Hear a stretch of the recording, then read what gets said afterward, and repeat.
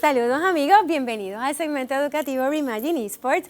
Y hoy vamos a hablar de un tema bien interesante que tiene que ver con la combinación de los videojuegos y el aspecto socioemocional, la inteligencia emocional y la comparación entre este mundo virtual y lo que es el mundo físico, realista, sobre todo lo que tiene que ver con los juegos de baloncesto. Y para eso tengo un invitado muy especial, un jugador estrella del BSN, del Baloncesto Superior Nacional. Tengo conmigo a Ramón Clemente. Ramón, thank you for being here. No, thank you for having me. I appreciate it. It's a pleasure to having you here again. I love it here. We're going to do the interview in English. Okay. So first of all, I would like to know what was your experience playing the game, and how do you compare the game with what you do in the court? Definitely two different situations for sure, but you know, for here it's more chill and just having fun with it instead of having like the pressure of actually being on the court. So it's cool to have the escape where physically you don't have to go out there and kill yourself. You could just, you know. But I also saw you having communication and sharing with your team. So, and my question is because many people think that when people play video games, it's something that is unrealistic.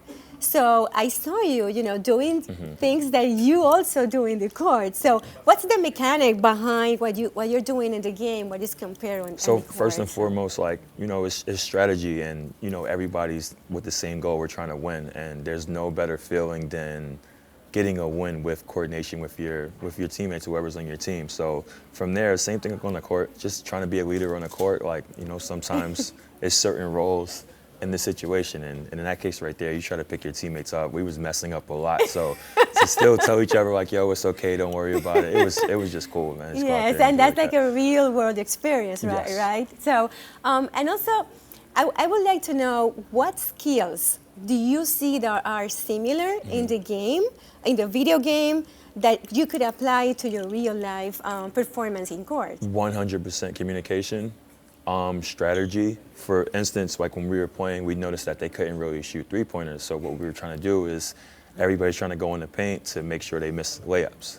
Okay. Let them shoot the three-pointer, but layup. But that's communication, because without that, then it would have been a whole different game. Even though we lost, it would have been a different outcome for sure.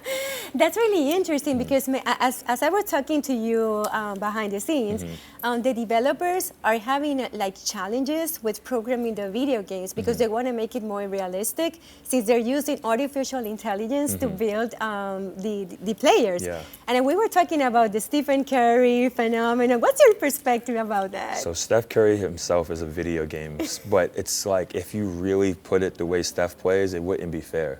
So I feel like when it comes to like guys like Steph Curry, James Harden, those type of guys that can score at a high volume, it would just be like a cheat code. So I kind of feel like they dumb those players down to what they can actually do. But Steph Curry is just ridiculous when it comes to basketball. Exactly. Yeah. That's really, really interesting. And also I understand that you do streaming.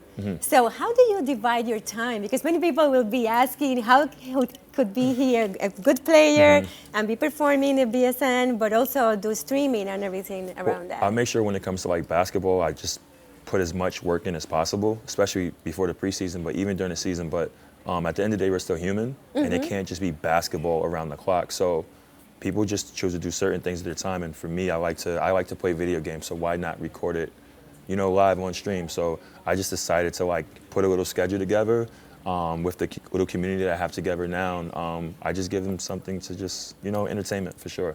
That's amazing. I'm curious about to know how do you manage your emotions or the emotional intelligence that you should have on court and also in the video game? Because many parents, we have some fear of exposing their children, to do video games because they could get frustrated and cannot manage emotions. What's your perspective about that? As a gamer, I feel like we all have the moments where we have like our rage moments, and it still happens to me till this day. But it's cool like anything else, whether on the court or in the game. Like it's a goal, you want to accomplish it, and if it doesn't work, you just go back to it. So same with the video game. If things don't go my way, I'm gonna get back to it until I get my way. So that's like your escape. Yeah, it's definitely escape for sure. An escape from reality. And like we spoke of, I stay in touch with all my friends and family and stuff like through the video game. So for me, it's perfect. And we all let our frustrations out on the video game. Yeah, we definitely have our nights for sure. That's amazing. And also I'm very curious because you have a very nice shirt there which says Noodle Cup Gang. Yeah. What's that about? So this is something I came up with like 11 years ago. I believe I was living in Israel at the time. Yeah, I was up north in Israel. And it just basically just represents like kind of what I come from, like times when we were like surviving off noodles, like back in Queens, New York, or when I was in college. It was like a college student. I wasn't rich or anything like that, but you know, we were surviving off noodles, and I just thought it was something cool to remind myself of not only where I come from, but I feel like a lot of people could relate to it, whether it's gamers, kids in college, wherever. It's just something that we could all relate to. So I just put something cool together. That's so beautiful. Yeah, and what's your plan with the brand? Are you going to sell it? Is you had a special plan for promoting that? It's bigger than just a t-shirt. It's like actually a community, like gamers, streetwear, all type of stuff. And it's just something I've been building and really taking my time with it. It's around 12 years I had it out. Okay. And I just do community work with it as well.